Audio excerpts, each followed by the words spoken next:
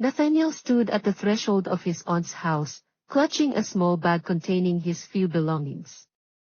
He was greeted by his Aunt Mona, whose stern expression betrayed no hint of warmth. "Welcome, Nathaniel," Mona said curtly, eyeing him up and down with disdain. "Thank you, Aunt Mona," Nathaniel replied softly, trying to suppress the nervous tremble in his voice. "You'll sleep in the attic." "It's small, but it's the best we can offer," Mona said, gesturing towards the staircase. Nathaniel nodded silently, following her lead as she led him up the narrow stairs. As Nathaniel settled into his new living quarters, he couldn't help but feel a sense of unease. The attic was cramped and dimly lit, with only a small cot and a dusty trunk to call his own. "I hope you're not expecting any special treatment here, boy," Mona remarked coldly, her eyes flickering with disdain. "No, Aunt Mona," Nathaniel replied meekly, averting his gaze to the floor. Days turned into weeks, and Nathaniel's existence within his aunt's household became increasingly unbearable. He was subjected to endless chores and menial tasks, his every move scrutinized by Mona and her children. "Is this the best you can do, Nathaniel?" Mona would scold, her voice dripping with contempt. "I'm sorry, Aunt Mona," Nathaniel would reply, his hands trembling as he struggled to complete his assigned tasks. At mealtimes, Nathaniel would sit at the table, his stomach growling with hunger as he watched his cousins devour their portions with gusto. "Here's your plate, Nathaniel," Mona would say, placing a meager serving of leftovers in front of him. "Thank you, Aunt Mona," Nathaniel would murmur, his appetite waning with each passing day.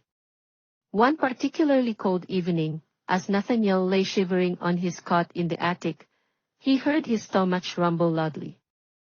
Desperate for nourishment, he crept downstairs in search of food. In the kitchen, Nathaniel found a small loaf of bread sitting on the counter.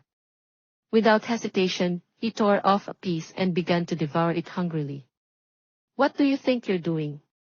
Mona's voice rang out from behind him, causing Nathaniel to jump in alarm. "I was hungry, Aunt Mona," Nathaniel stammered, his cheeks flushing with embarrassment. "You have no right to eat our food," Mona snapped, snatching the bread from Nathaniel's hand and tossing it into the trash. "But Aunt Mona, I haven't eaten all day," Nathaniel protested weakly, his stomach twisting with hunger pains. "That's not our problem," Mona retorted coldly, her eyes flashing with anger. "You're lucky we even let you live under our roof."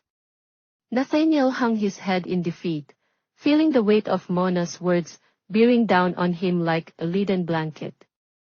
As days turned into months, Nathaniel's existence within his aunt's household became increasingly bleak. He toiled from dawn until dusk, his every waking moment consumed by endless chores and menial tasks.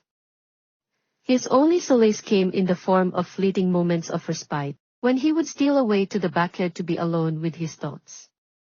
One day, as Nathaniel sat in the backyard, his stomach growling with hunger, he noticed the pigs feasting on scraps of food discarded from the kitchen.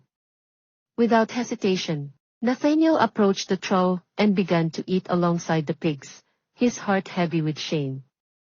As he chewed on the scraps of food, Nathaniel couldn't help but wonder why fate had been so cruel to him. Why had he been born into a world where he was treated like a burden rather than blessing?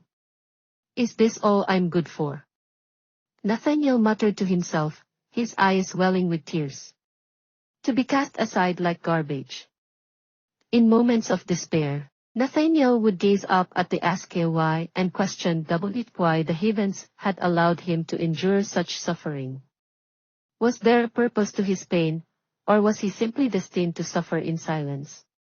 As Nathaniel grew older, the burden of his aunt's cruelty weighed heavily on his young shoulders. He longed for a way out, a glimmer of hope amidst the darkness that surrounded him. Little did he know, that glimmer of hope would soon come in the form of a fateful encounter at the river's edge.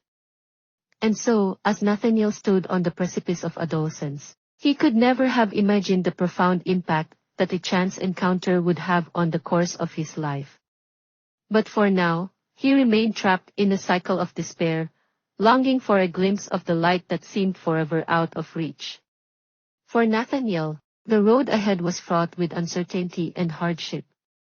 But deep within his heart, a spark of resilience flickered, refusing to be extinguished even the darkness that threatened to consume him. And so, as Nathaniel closed his eyes and drifted off to sleep in the cold confines of the attic, he clung to the hope that tomorrow would bring with it a glimmer of redemption amidst the shadows of his past.